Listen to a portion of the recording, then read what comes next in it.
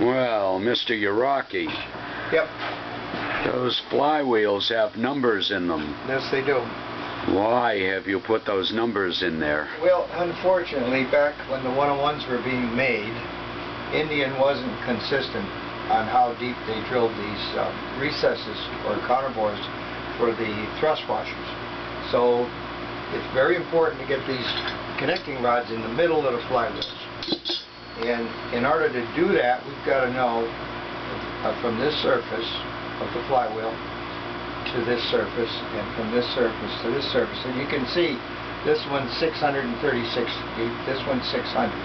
So that's 36 thousandths deeper, which means we've got to put a washer, whatever washers we choose, this one has to be 35 thousandths thicker than this one. Now, doesn't this whole thing depend on the bushings that are in the connecting rods? What have you done there? Okay, the bushings, okay, this one's fairly easy. They've already allowed 10 thousandths. This opening in the forging is 10 thousandths wider than the actual inside bushing. So as long as we press these in even on the inside, we've got our 10 thousandths. And? That's easy. And you did that? Yes, I did. Ah, well, thank you for doing that. I've got a special piece that goes in there with a little edge on it, which will make sure that is actually even. And tell me about how you measured the diameter of those bushings. The diameter of these bushings? Yeah, you had a special tool you showed me a moment ago. Oh, well, all right. Actually, I turned up a piece of steel, and I had a problem. They were too tight to press fit in here, and so I actually had to hone the connecting rods out just a tiny bit. I got a 4-ton press fit, which is perfect what I want. I don't want an 8 or 10-ton press fit because it puts too much pressure trying to break the connecting rod already before you start running. So anyway, these are a nice 4-ton fit. Then I honed these out to 1/2 thousandths over 1 inch 500. And we're starting out with an exact 1 inch in over here. We're putting in 250 rollers, which makes it 1 inch 500. This is 1 inch 500 and a half.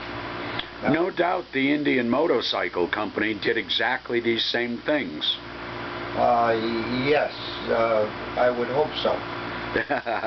But having opened up a lot of motors, even though we would hope so, we don't actually believe so, do we? Well, let me put it this way. From all I can figure, and I've had 2 motorcycles fail on me, and they both failed at between 2,000 and 3,000 miles, plus all the speedometers that I've collected over the years from 101s were stuck between 2,000 and 3,000. So I have to come to the opinion that most of these motors lasted only between 2,000 and 3,000 miles. Now we're building motors. This one has 9,600 on it, and the bottom end was beautiful. So we did have a little bit of an off-center problem, which we're correcting. But other than that, 9,600, I think we can build 25,000 mile bottom ends now. Yeah, except one other problem we found. What's that? Was that acid etching. We do have acid etching, and I don't know if Jeff's going to try to solve that. We got a bearing engineer over here from the Yarocki company, and he knows the problem all too well. It happens even on new cars, and it's a problem.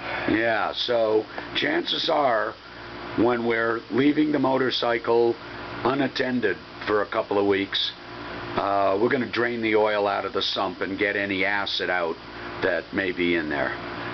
I don't know if that's the answer. I've never done that. And just how harmful the acid etching is, I don't know. The Brunel, they call it false Brunelling, which happens when you're trailing a bike on a trailer or transporting brand new cars on long distances. You get this false Brunelling. Yeah. That's dangerous. That'll cause the bearings to fail quickly. Okay. Thank you very much, Mr. Yarocki. I appreciate it. You're welcome.